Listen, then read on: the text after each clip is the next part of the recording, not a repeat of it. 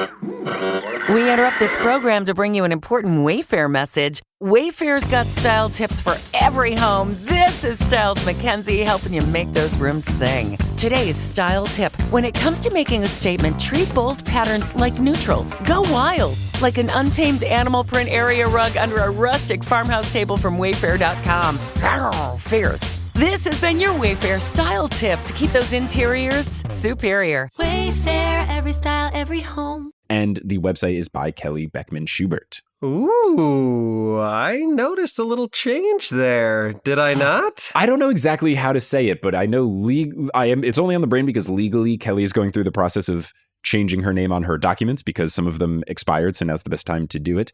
And she is making it Kelly Beckman Schubert. I don't know if she's going to fully go by that, but at least her middle name has now become her maiden name, which is such a weird sounding term. But for legal purposes, according to her social security card, my wife is now Kelly Beckman Schubert. All right, noted. And I wanted it to be known that I picked up on it. So shout out to KBS and all the KBS fans out there.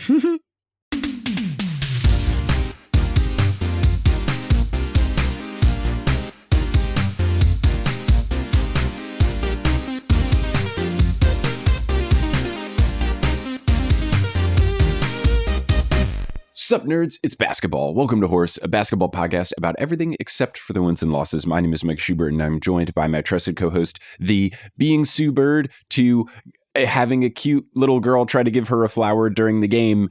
It's Adam Amwala. Adam, how's it going? You know, you hear a lot of talk these days about people getting their flowers, and sometimes it's literal. It was very cute in one of Sue Bird's final games. A tiny girl sitting courtside tried to give her a flower, and it's funny because she kind of rubs it against Sue's shoulder, and then Sue looks a little startled because she doesn't know what just touched her. And then you can see her face process a little bit of, what the hell? Oh, it's a girl. Okay, let me be nice. And she basically kind of grabs it and then says, can you hold on to this? I'm busy playing a basketball game. And then immediately inbounds a pass right afterwards, which is very funny. And also, I could have done this. That's how close I was to Sue a couple of times during the game. I sat courtside. I think it would have been a little different if 30-year-old man did it versus 7-year-old girl. It still would have been sweet, but definitely weirder. Agreed. And that's why I didn't do it. But we are here to discuss basketball on this basketball podcast. Before we talk about things basketball and things not basketball, let's prepare ourselves in the Teal Memorial locker room. Teal's doing great. That's great to hear. You know, do we check in with Teal enough? Are we wrong to assume that Teal is doing great? Should we make sure every 2 weeks? You know, maybe we throw some more tweets to Teal. Teal, if you're listening, let us know as long as everything's okay. We don't want to incorrectly speak on your behalf. Please confirm that you're great. Please confirm that you're great. And we're not just saying you're great if you're not great, because we don't want to lie on this podcast. But you know who makes us feel great? That I know for sure. Our patrons. It is our patrons, and especially our new patrons. Shout out to Hallie Brooks, our newest patron, and shout out to Lobster Biscoff for upgrading to the producer level status. You love to see it. You truly do. And shout out to the rest of our producer level patrons: Polly Burridge, Kendra Hadley, Salvatore Testa, Trust the Process, Javon Ellsbury, He Sells Seashells, Don't Go Chasing Taco Falls, Bang, Bang, Long-Suffering Timberwolves Fan, Roast Beef Debris, Cade the Conqueror, Basketball is Life 2, Michaela Loves Allison, Denver Steam Nuggets, Anna Borgelli, Weird Questions, Mitch Chrysler, Del Curry's son for 3. Bang! Seth, what are you doing here? Nicole Arsenal, and now Lobster Biscoff. Love it. Love it indeed. You know what else I love? I mean, I love getting money to talk about basketball, and the way that we do that is by having sponsors. That is correct. And the sponsor for this episode is Shaker and Spoon. If you are having a summer cocktail party and you want to be fancier, you can make people think you're very fancy, but you don't have to do that much work by signing up for Shaker and Spoon. It is a delivery service that sends you a box with all of the ingredients and the instructions to make 4 servings of 3 different drinks that all use the same liquor. All you need to do is provide the booze. They provide everything else, and you can make 3 very different drinks. I've done a box with tequila. The drinks are very different. One was sweet, one was sour, one was spicy, and it made for a fun night. And now, forever, I know how to make those drinks, which is very cool. And if you go to shakerandspoon.com/horse, you'll get $20 off your first box, and the boxes run between $40 and $50, so you're getting about 50% off, which is a pretty sweet deal by my quick math. So again, go to shakerandspoon.com/horse and get a box and be very fancy in front of your friends, your family, your loved one, yourself today. I gotta tell you, that sounds like a pretty good plan. It's a good pitch. Look, I'm doing my best. Speaking of good pitches, I'm going to pitch you about another Multitude show that you could listen to. Shout out to Multitude for having us as a part of the collective. There's a whole bunch of Multitude podcasts. One of the ones that I work on, so if you like at least half of this show, you might enjoy it too. It's called The Newest Olympian. It is a podcast where I, Mike Schubert, go through the Percy Jackson books for the very first time. I've never read them before. Now I am reading them. I'm currently a third of the way through the third book, and it's a very, very fun time. I always sit down with a different guest who is a big Percy Jackson fan. So whether you have read the books a whole bunch and you want a trip down memory lane, or if you've always considered, I've been hearing good things about these books, I've been needing an excuse to read them, why don't you read along with the show as a digital book club? It is fun, it is lighthearted, it is all ages appropriate, and it's available wherever you get your podcasts by searching for The Newest Olympian or going to thenewestolympian.com. So head on over. The Newest Olympian. It's very good. I'm very biased, but I think it's very good. And before we get to full court press, Adam, do you have a question for the week, an NB Q&A? Reminder to everyone, you can send us questions and we'll answer them. Send them email, social media. If you do it on Patreon, we 1,000% will answer it. What do we got? All right, so we have a DM from a 76ers fan named Lou who is not pleased with me, but let me elaborate. Here we go. I am obsessed with the Sixers and would like for you to talk about the fan base.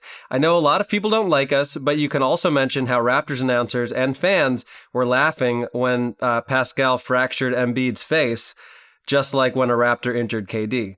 We are harsh, but when someone is loyal, we love them. Also, for Q&A, answer me this. Why does Adam hate us so much? And do y'all think Embiid deserved the MVP? I do.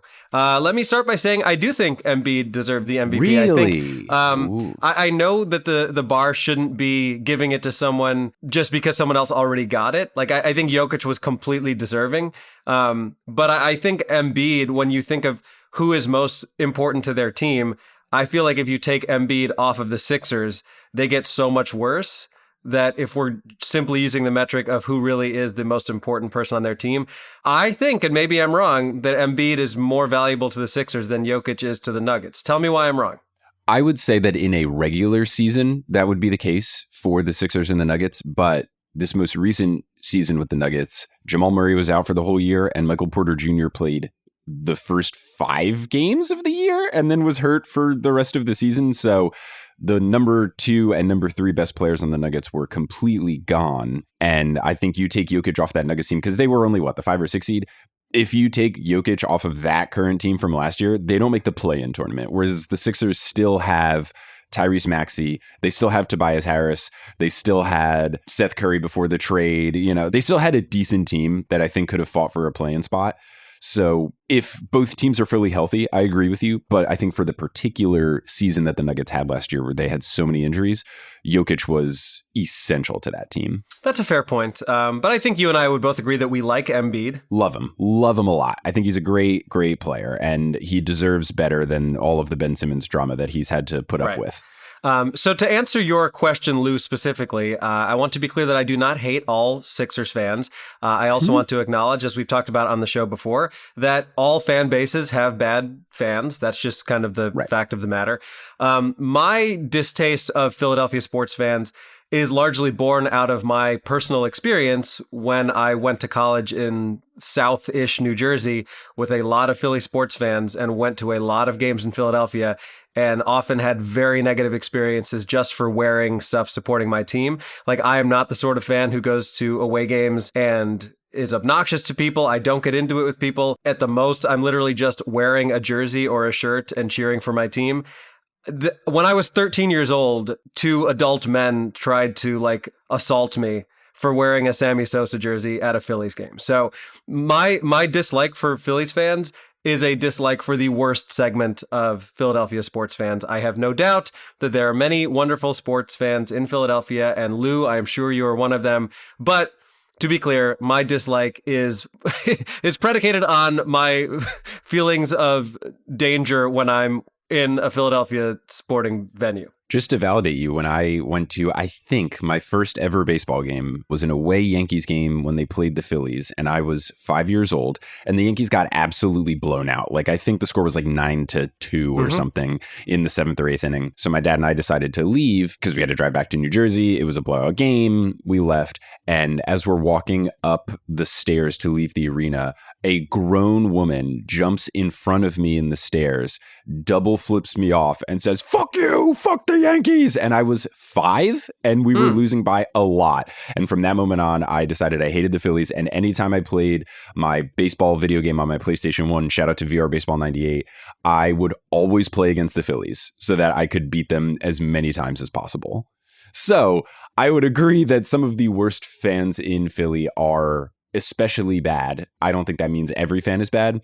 I personally appreciate the tough love Philly fans, especially for the Sixers, because that's what the Yankees do. And I am very much of the, if you're not good, I'm going to boo you. And if you're good, I will cheer you. It's just like very extreme measures. I'm very rarely lukewarm about a player. Either I love you or I think you're garbage. And I think that's fine with Philly. I think it's fun to have a team where like, oh, it's tough to play here. I don't hold any ill will towards Sixers fans for being angry at Ben Simmons. You should be angry. It was a horrible situation and he was weird about it and all of that. So I think it's fine, but I would agree with you that sometimes you can get some really bad Philly sports fans. And I knew some growing up in New Jersey as well.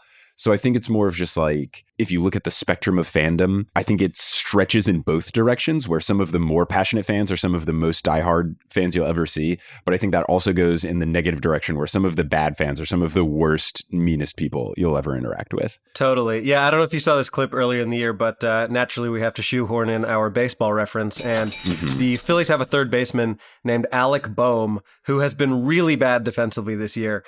And there was a clip floating around earlier this year where he made 2 or 3 errors in a game, or maybe even in an inning.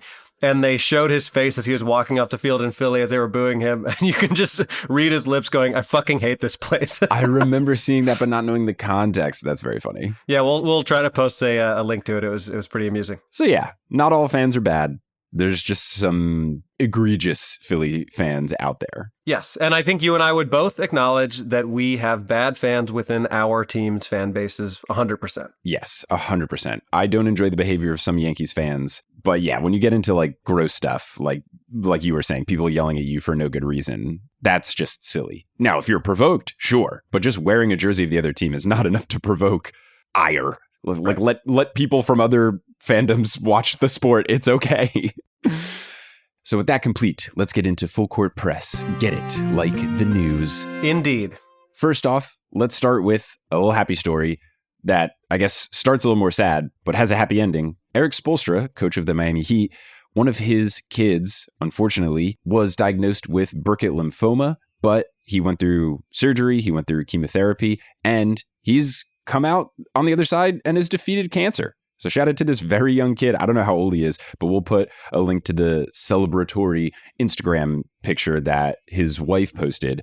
He's very young, but he kicked cancer's butt, and I think that is awesome. Yeah, I mean, thank God for that. I truly cannot imagine anything more horrifying as a parent than to be dealing with your child being sick in that way. And also, I don't know exactly how old he is, but like, it has to be so scary when you're a child going through that. So thank goodness that he seems to be okay. Mm-hmm. I'm glad that it seems as if their terror is a little bit over, but shout out to the whole Spoelstra family and for Erik Spoelstra's kid for fighting through. It's really impressive. Shout out to him.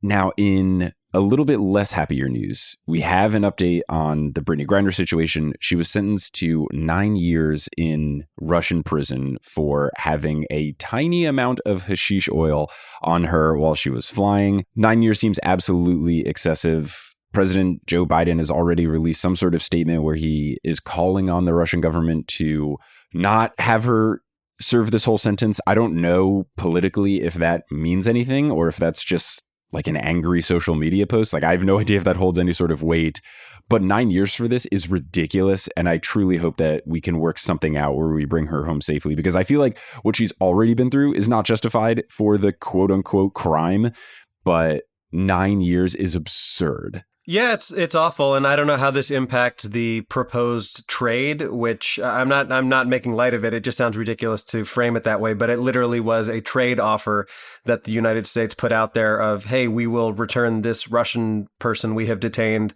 in exchange for Brittney Griner and I believe another American who was detained. So it does not seem like that was accepted. I don't really know what the plan is here in terms of Russian officials and what they're hoping to get out of this situation. It seems fairly clear that there's some shady stuff going on.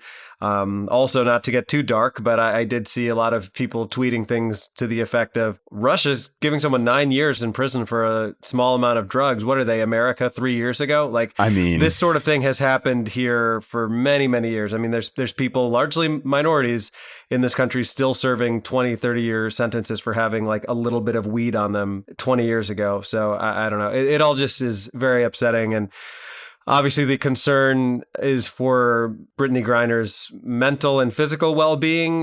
You would think, even given what she's endured thus far, it's going to be very hard for her to recover from this. But yeah, it's just a really scary situation. Scary indeed. So we'll continue to update it as we hear more, but hopefully something can be done here. Now, on another WNBA related issue that is upsetting, but surely not the magnitude of the Brittney Griner situation, is that the Los Angeles Sparks recently, a bunch of players had to sleep overnight in an airport because of the WNBA rule that teams can't charter flights. Now, we talked about this earlier, but there was a new rule added to the CBA for the WNBA, the collective bargaining agreement, that teams are not allowed to charter private flights because it would create a competitive advantage and someone might want to play for one team versus another team. And if you have a more rich owner like Joe Tsai, who owns both the Brooklyn Nets and the New York Liberty, it's easier for him to swallow the cost of private flights for a full season, whereas another owner might not be able to do so. And my initial thought is boo-hoo, who cares? Like, get better. If you're going to own the team, pay for the team. I have no sympathy for billionaires. But the LA Times made a really good article about it, which we'll link to. But Nneka Ogwumike, who is on the Los Angeles Sparks and is a big advocate, I don't know if she's part of the players union. I think that she is, but she was one of the players that was struck by this situation, and she has been advocating for some sort of change to the rules to allow teams to charter flights. Currently, the plan for this season is that they're going to do private flights for the two teams in the finals, but Ogwumike is saying that it should be at least for the whole playoffs, and it would be nice to have something during the 2023 season. Maybe there could be an allotment of charter flights where if there's a particular road trip that a team goes on, they can do charter flights for that. Because sometimes, especially for teams that have very popular basketball arenas that they use, during the summer, some places will book it for a very long period of time. So the Crypto.com arena where the Lakers and the Sparks play, the Sparks, I think, had to play their first 8 out of 11 games on the road. The Connecticut Sun always have a big road trip to start the year because of, wasn't it some sort of like gambling thing or something, right? Where they have to be gone for a long period of time?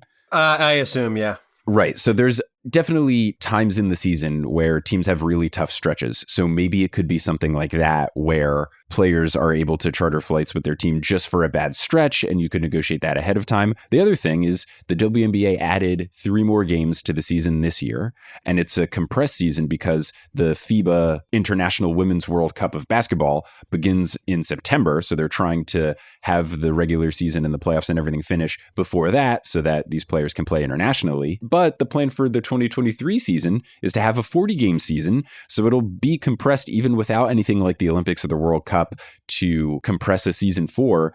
So things are only going to get worse. And I think that having nothing in place where people can charter flights, where you can have a situation like this where they're on a commercial flight, it got delayed. We've all seen how bad flight delays are now with COVID and everything and shortages and all that's been going on. You shouldn't have to sleep overnight in an airport if you're a professional athlete. So hopefully they can work something out. Right. I mean, at the very, very, very least, you would think there could be some sort of stipulation that says, in the event that there are no commercial flights available, you are allowed to charter a flight to get where you need to go. Because if nothing else, don't they just want people to be able to play the games that are scheduled? The other question I have, and I'm sure you know this more than I do, as it's currently constituted, Does this mean that all WNBA teams are flying commercial and not even necessarily first class? Is that what's happening? They are all flying commercial. The thing that was added in the most recent CBA, which I think was in 2020 or 2021, is that they will not just be flying commercial, but they're all flying at least economy plus or whatever airline equivalent gets you the extra legroom, which, I mean, that is nice. But yeah, some of these women are very, very tall. I'm sorry, but when you go to an airport, you always see sports teams there. But usually it's like the, insert random college name here, lacrosse team. It is absolutely ludicrous to me that the WNBA players are traveling in the same circumstances. Like, I don't understand that. Right. And it's especially hard for some of the West Coast teams because most of the WNBA teams that are currently in the league are in either the East Coast or the Midwest, which despite its name is really in the Mid-East. So there's a lot of teams far away from the West Coast teams. I will have to protest against one of the players in the Sparks who said that they have one of the toughest travel schedules in the league because my beloved Seattle Storm are so far away from every team. Like they have a better situation with their arena where they don't have giant extended road trips because of whatever scheduling issues. But yeah, it's not that long of a season. You would think you could at least do something. And that's what Nneka Ogwumike was arguing for. She said, I think the quote was something like, can we use common sense going forward in 2023? And agreed. If you have a situation where stuff is bad like this, you should be able to charter a flight. Yeah, it's just, I mean, it's both funny and pathetic that they're like, can we please charter flights? And the WNBA is like, we hear what you're saying, but how would you all feel about an extra Biscoff? The other thing is that they interviewed, shout out to Tuck Nai Win, who wrote this article for the LA Times, because she did some good reporting. Kathy Engelbert, who is the WNBA commissioner, apparently in March told ESPN that chartering the flights for the entire league would cost $20 million. And to me, obviously, like, we have to put everything in perspective. That doesn't seem like a really big expense for an entire sports league. No. Right? Like, these TV deals that they book are hundreds of millions of dollars. When she said $20 million, like, yes, that's a lot of money, but that doesn't feel like a lot of sports league in America money. Totally. Just like add a couple sponsorships to stuff. I don't care. Make the basketball presented by Mountain Dew. I don't know. Like, you can do some extra stuff. Now, on a WNBA happier note to close out Full Court Press, because there is still Kevin Durant drama going on, but until he ends up on a team, we're not going to every 2 episodes say Kevin Durant's being a grumpy boy. Basic summary, Kevin Durant's being a grumpy boy. On a final good note, Sue Bird did play her final home game, at least regular season home game, at the Climate Pledge Arena in Seattle. She gave a nice heartfelt speech at the end and mentioned that she'll be doing a more formal farewell speech later down the road. I'm assuming they will do some sort of like press conference type thing. I would also assume she is waiting because if they win the title, which I would personally love, her giving her farewell speech at the title parade would be very cool. But I would also assume that if she does not win the title with my beloved Seattle Storm, she will probably do some sort of separate event at the arena to say goodbye to everyone. So she gave a short 4-minute speech. We'll put the link to it. It was kind of all over the place. She said that she wasn't going to thank people and then thanked one person, and then the avalanche started and she had to thank a bunch of people. And my favorite part of it, though, is she talked about early in the season, there was someone who was looking out for her at an early age. And she mentioned that Sue and I think either some players or some friends were going to the Wild Rose, which is a bar in Seattle. And to put it in perspective, I will tell you my story with the Wild Rose, which is me and my friends used to go out dancing and stuff in Seattle all the time. We would meet up at one of our places. We would just drink in our apartments from like 10 to 11:30. And then at 11:30, we would go to a dance bar and order 0 drinks and then dance until the bar closed. Our favorite place to dance was this place called Therapy, which was very aptly named. But unfortunately, they shut down Therapy, which made us very sad. So we had to try to find a new dancing place. And we were just trying out different spots. And we went to this place called Wild Rose, and it was great. Everyone was super nice, big dance floor, playing good music. So we went there. It was great. And then we went there a second time the next weekend. It was fantastic. And then we were telling some of our friends like, oh yeah, we went to the Wild Rose. It was really fun. You know, everybody was really nice. And then someone kind of looked at us funny and we were like, what's up? And they said, oh, I just didn't think that you guys, a bunch of straight people, would be going to a lesbian bar. And we were like, oh, That's why everyone there was a woman and also incredibly nice to us, because it's just a bunch of nice people together. So we kept going there. It's a lovely establishment. Everyone there is so nice. The people that work there, the people that go there, lovely, lovely place. So Sue Bird said that early in her career, she was going to Wild Rose and someone tried to warn her because I guess she didn't know that Sue was into ladies, and it was early enough in her career where maybe she wasn't public about it, but Sue just made a really funny joke of someone saying like, oh, I don't know if this is a place you want to be, and Sue saying, oh, I know where I am. So pretty great. I appreciated that shout out. It felt like the most Sue Bird and the most Seattle thing she could have said. Love that.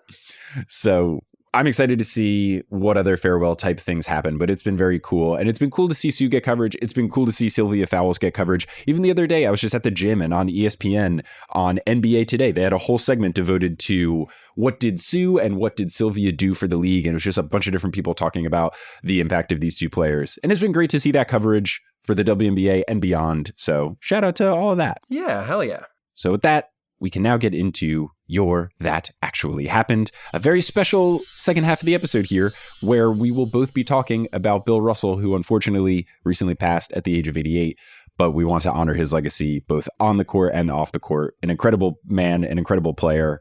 We're excited to share some cool history about Bill Russell. Absolutely. So as Mike alluded to, Mike is actually going to be covering some of Bill Russell's most notable basketball-related achievements, but I will be discussing his impact off the court because, as you will learn today, if you don't already know, to talk about Bill Russell without talking about his activism would be selling him very short. Despite his unbelievable basketball achievements, I would make the argument that the man he was outside of basketball and the work he did as a result of his platform are what make him the true legend that he is. So to give you some context, born in 1934 in rural Louisiana, Russell and his family experienced racism constantly in the deeply segregated South. According to his Wikipedia page, quote, Russell's father was once refused service at a gas station until the staff had taken care of all the white customers first.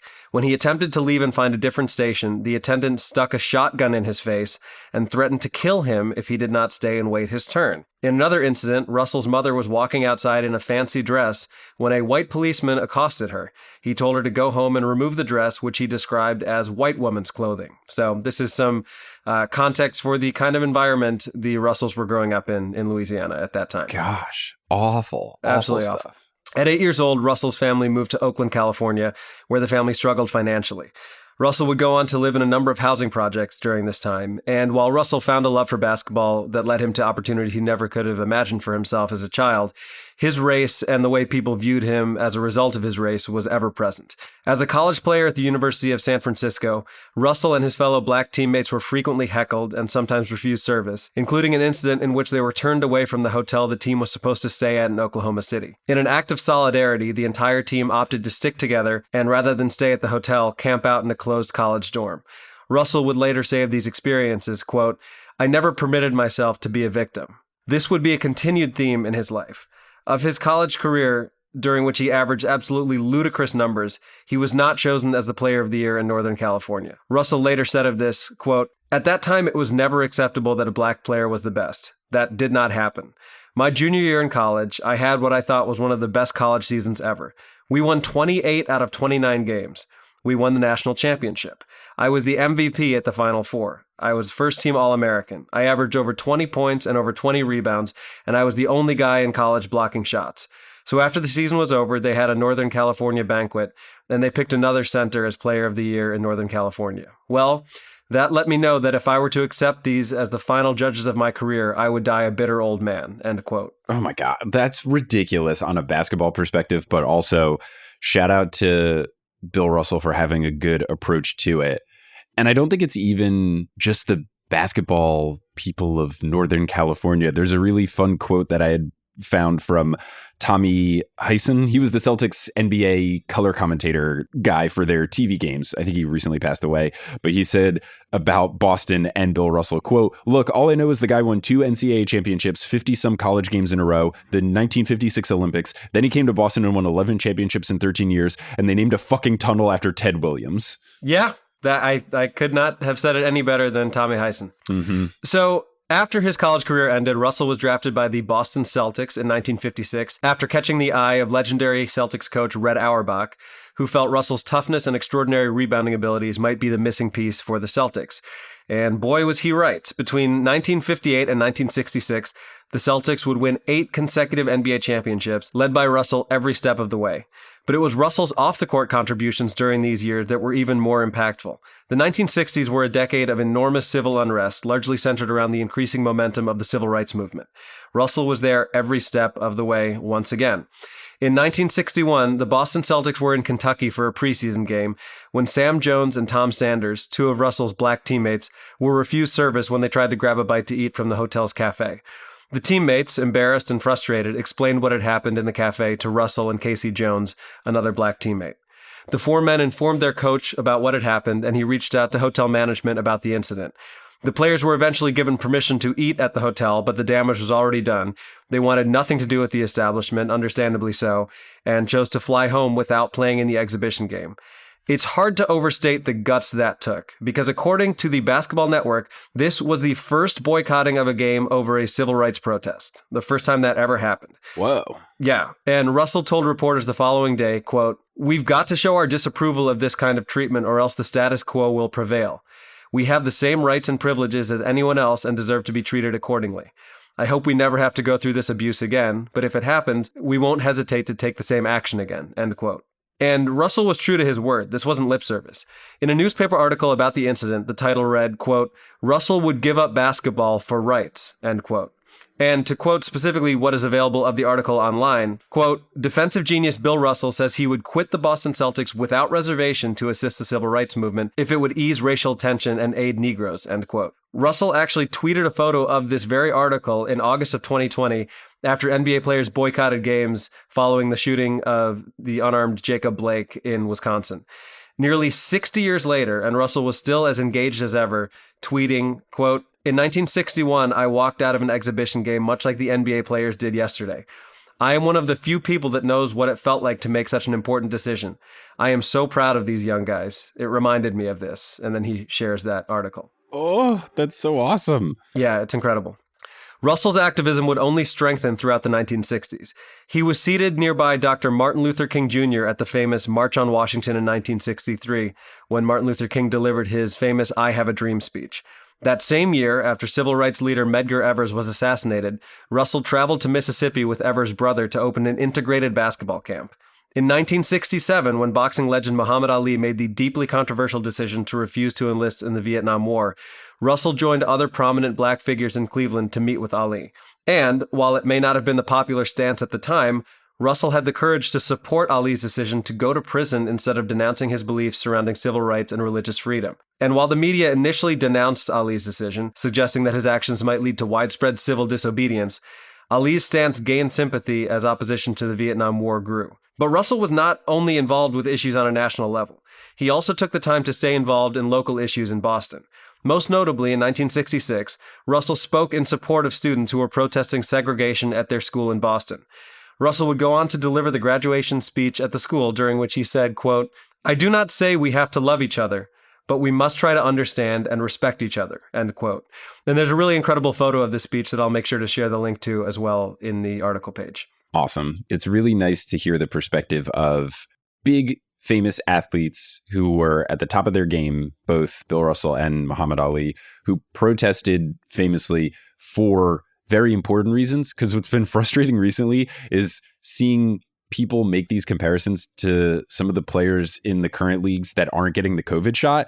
And it's absolutely wild to compare not getting a COVID vaccine, which is a selfish decision that doesn't help keep people around you safe, comparing that to Muhammad Ali not wanting to fight in the Vietnam War. People are, right. Oh, man, like, it is not the same. It is apples and refrigerators. What are we doing? Yeah, well said. I completely agree with that, and I think it's a ridiculous comparison to make. But Russell's activism didn't end after his playing career. Despite spending much of the 80s and 90s staying out of the public eye, Russell never failed to stay engaged in current politics, particularly as they pertain to racial discrimination. In 2020, as I alluded to before, when NBA players in the bubble took a stand against racial injustice, Russell was right there encouraging them every step of the way.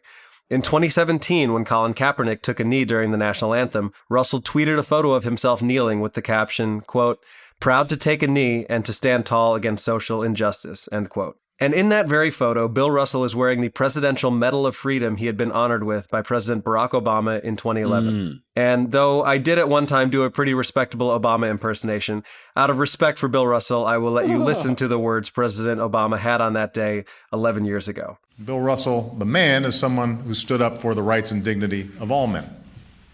He marched with King. He stood by Ali. When a restaurant refused to serve the black Celtics, he refused to play in the scheduled game. He endured insults and vandalism, but he kept on focusing on making the teammates who he loved better players and made possible the success of so many who would follow. And I hope that one day in the streets of Boston, children will look up at a statue built not only to Bill Russell the player, but Bill Russell the man. In 2013, President Obama's wish came true. You can visit that statue of Bill Russell at City Hall Plaza in Boston. And if and when you make that visit, I urge you to not only remember Bill Russell, the basketball player, but to remember Bill Russell, the human being. His loss is profound, but his legacy is here to stay. And while ending this segment on a quote from Winston Churchill is probably not what anybody expected, to quote, "We make a living by what we get. We make a life by what we give." And that actually happened. That actually happened. That's really cool. I am happy to learn more about Bill Russell's activism. Not only was he just a player activist, he was the greatest player of his generation and also an activist. And that just makes it that much more impactful.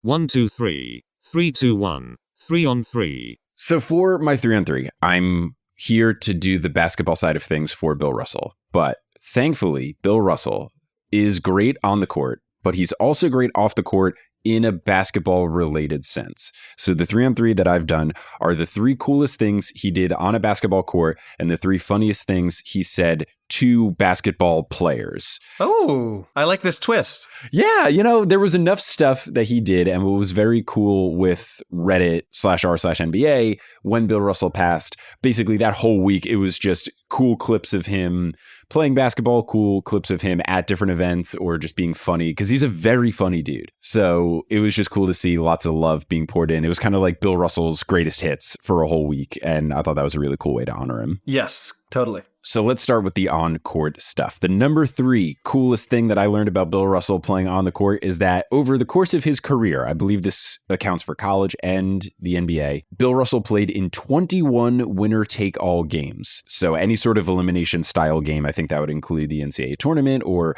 in the playoffs if it was a best-of-5 series.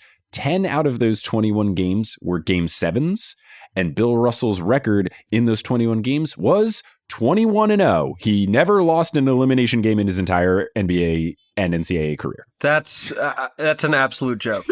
That I don't even know how to react to that. Just a ridiculous basketball person. Wow. Speaking of ridiculous basketball performances, my number 2 moment here came in Game 7, which, spoiler alert, is gone because we know what's going to happen. They ended up winning Game 7, the Boston Celtics, in the 1962 NBA Finals. Bill Russell scored 30 points and he had 40 rebounds. One man, 40 rebounds. For context, is that good? That is quite good, and I will be able to give some context as I recap this a little bit more. So there are 2 pretty good articles about this particular game that we'll put links to. And Bill Russell, first off, I just want to say, if you look at the box score, he played 53 minutes. Now, if that sounds like a lot of minutes, that's because 53 minutes is the most minutes you can play in a basketball game that has 1 overtime. 48 minutes of regulation, 5 minutes of overtime. He did not sit. He played the entire game. Was Tom Thibodeau coaching him? What was going on there? I think it was just back in the day where you had a couple good players and then everyone else on your team, to quote JJ Redick, was a plumber or a fireman. So he played every minute. It was against the Lakers. Jerry West also played every minute. And another thing that I learned about this game is that Bill Russell played all but 5 minutes during the entire 1962 Boston Celtics playoff run. And the 5 minutes that he was sitting was over the course of 2 games where the Celtics won by a combined 42 points. So he sat for 5 total minutes across an entire playoff run, and the only time he sat was when the Celtics were blowing out the other team. Unbelievable. Now, the whole rest of that series was ridiculous for Bill Russell. During the first 6 games of the 1962 finals, he was averaging 21.7 points and 24.8 rebounds, which is a lot. Now, if you look at the 40 rebounds in particular, the 40 rebounds in an NBA Finals game is a record. He also had 19 rebounds just in the fourth quarter, which is the most of any quarter in any NBA game, regular season or playoffs. The whole Celtics had 82 rebounds in the game, meaning that Bill Russell accounted for just shy of 50% of his team's total rebounds, 48.8%. And if you compare that to the Lakers, the best rebounder on the Lakers was Elgin Baylor, who had 22 rebounds, and the Lakers had 65 as a team, so he had 34%. So even a ridiculous performance. If you get over 20 rebounds in a game, that's truly absurd. Bill Russell, just astronomical amounts of rebounds. Yeah, 40 rebounds in a game. I would love to know when that has happened most recently, if at all, in the past few decades, even in a regular season game. But I mean, given the stakes, that is just a silly amount of rebounds. Let me very quickly look it up. You know the last time someone got 40 rebounds in a very game? It was in 1969 by Wilt Chamberlain. That checks out. That checks out. So what's funny is there's a Wikipedia page called List of National Basketball Association Single Game Rebounding Leaders. And there is 2 sections, one of which is called pre-1973 and one of which is called post-1973. And if you look at the pre-1973, there are 2 names, and it is Bill Russell and Wilt Chamberlain, and that is it. Yeah, that's not surprising. Yeah. And there's like a lot. There's a lot. Oh, sorry. There's a couple Jerry Lucases in there. Shout out to Jerry Lucas, who was on the New York Knicks, but I think he only shows up once. Yeah, he only shows up once. There's 2 other people that show up once. And then if you look at the post-1973, nobody gets to 40. So, yeah, last time that happened, Wilt Chamberlain in 1969. Now, granted, back in the olden days of the NBA, players were worse, so rebounds were more abundant. But regardless, 40 rebounds is just ridiculous. Even if you don't look at the total number, getting 50% of your team's rebounds is ridiculous. No doubt about it. And on top of that, he scored 30 points. It's not like a Dennis Rodman game. We love Dennis Rodman. He's a legend and an icon. But Dennis Rodman would have 4 points and 20 rebounds, and that would be very cool. Bill Russell also had 30 points. Amazing. Now, the number one coolest thing Bill Russell did on the court is something that I'll do my best to describe via audio medium, but I cannot recommend enough you go to the Horse Hoops episode page for this episode to check out the video, because there is a game in which Bill Russell jumps over a guy for a layup from the free throw line. Have you ever seen this play, Adam? I have seen this. I feel like it was floating around in the past few weeks after his passing, and it's unbelievable. It's just absurd. He gets a rebound on the other end, dribbles it all the way, very fast. You have to remember, Bill Russell is a very, very tall dude, and he is moving as quickly as a guard, and he is just dribbling fast. It's sometimes hard to remember that he's 6'10" until he jumps from the free throw line, which is very far away from the hoop, and he jumps over a dude and then lays it in. At that point, you can realize how long it is, but it's just a confusing video to watch because it's so strange to see someone so big move so agilely, and it is very reminiscent of some things that Giannis Antetokounmpo will do. But he just straight up jumps over a guy. He jumps over a human. Amazing. Truly absurd. So now we'll move on to more of the off-court things, but they are all still basketball related because, thankfully, Bill Russell is a great trash talker.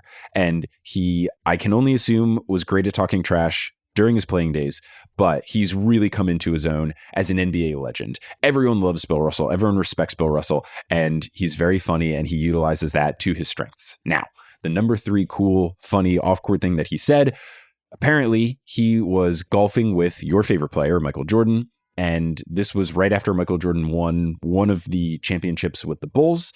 MJ to Bill Russell said that the Bulls were going to come for Bill's record. And Bill says, which one? Which is a power response. It's pretty good.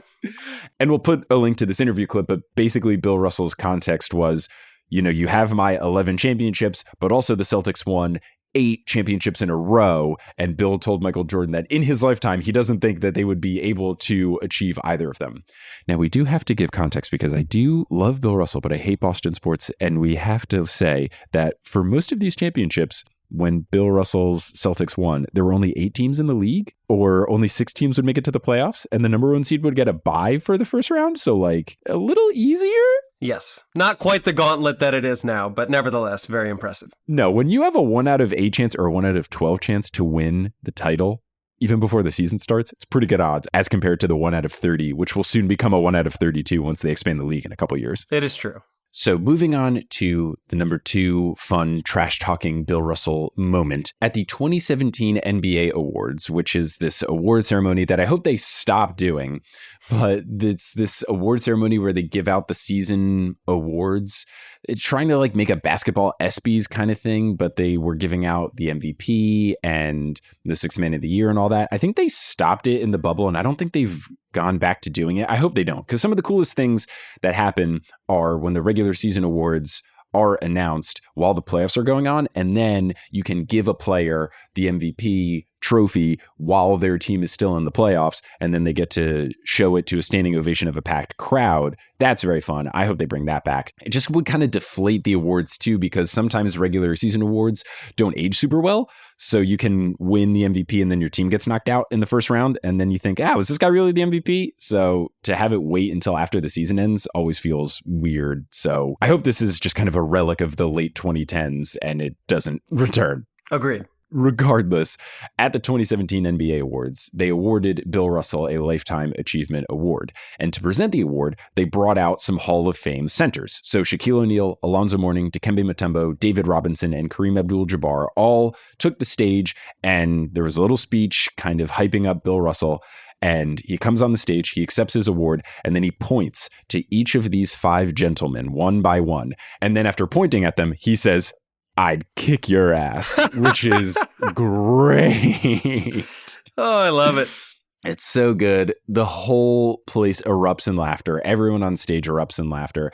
And it's just so funny that the NBA thought, to present this award to this iconic center, we'll bring out these other iconic centers. And what does he do? He says he would destroy them all in basketball. It's a lovely, lovely exchange.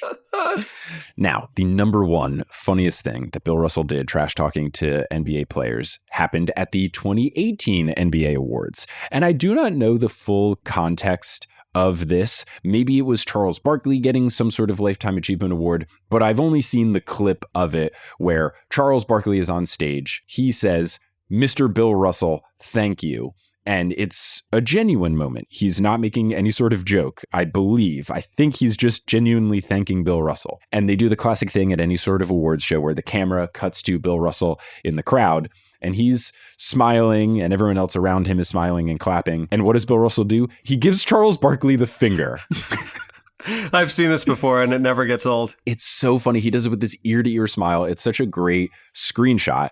And speaking of great screenshot, Bill Russell, who I'm glad that you pointed out his strong Twitter game earlier in this episode, he continued to have a strong Twitter game, and he had a strong tweet in response to this where he tweeted a screenshot of him full smile flipping off Charles Barkley, and then he said, quote, "Sorry everyone, I forgot it was live TV and I can't help myself whenever I see Charles. It just is pure instinct."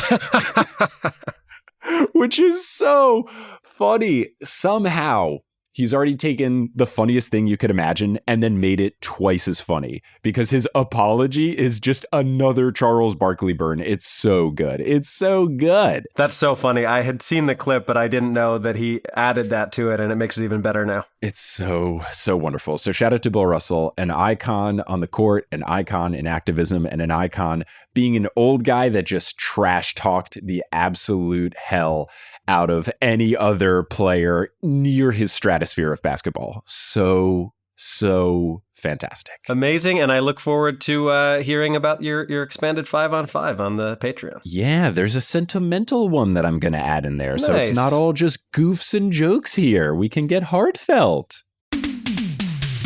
Thanks for listening to this episode of Horse. Horse is hosted by Adam Amawala and Mike Schubert. Our editor is Misha Stanton. The music is by Bettina Campomanes. The art is by Allison Wakeman. The social media is by both of the Horse Boys. And the website is by Kelly Beckman Schubert. Thank you to our producer-level patrons, Polly Burge, Kendra Hadley, Salvatore Testa, Trust the Process, Siobhan Ellsbury, He Sells Seashells, Doko Chasing Taco Falls, Bang, Bang, Long-Suffering Timberwolves fan, Roast Beef Debris, Kate the Conqueror, Basketball is Life 2, Mikhail Loves Allison, Denver Steam Nuggets, Anna Borgelli, Weird Questions, Mitch Chrysler, Del Curry's Son for 3. Bang, bang! thing because it could be two people. That's true. Nicole Arsenault and Lobster Biscuit. Follow us on Instagram and Facebook at Horse Hoops and on Twitter at Horse_Hoops because Horse Hoops talk trash to Bill Russell and he ethered them into another dimension. Yeah, you can't be talking trash to Bill Russell. If you've learned nothing else, I hope you learned that today. Go to our website, horsehoops.com, for links to some of the fun stuff we talked about today, including some absolutely incredible Bill Russell and Sue Bird content. And if you want to support the show, you can go to patreon.com/horsehoops. You can get access to bonus audio, bonus video, bonus writing, merchandise, stickers, jerseys. You also can get guaranteed that if you have a question, we'll answer it in an episode during the NB Q&A section. Lots of good stuff over at the Patreon. You can also go to horsehoops.com/merch. We've got t-shirts, we've got ringtones, we've got past live shows that we've done. Lots of fun stuff there. So we're going to close out this episode as we always do by putting our hands in the middle and saying something on the count of 3. I feel like we should honor Bill Russell in some way, shape, or form. I absolutely think we should. And remind me what exactly he said to Alonzo Mourning and Shaq and all those characters. He said, I'd kick your ass. So I think we say I'd kick your ass on 3 to honor Bill Russell. I love it. Let's do it. All right. 1, 2, 3. I'd kick your ass. You know what? Maybe he would. He was really good. I don't even know if he was talking about back then. I think he meant in that exact moment. Let's go in the court right now.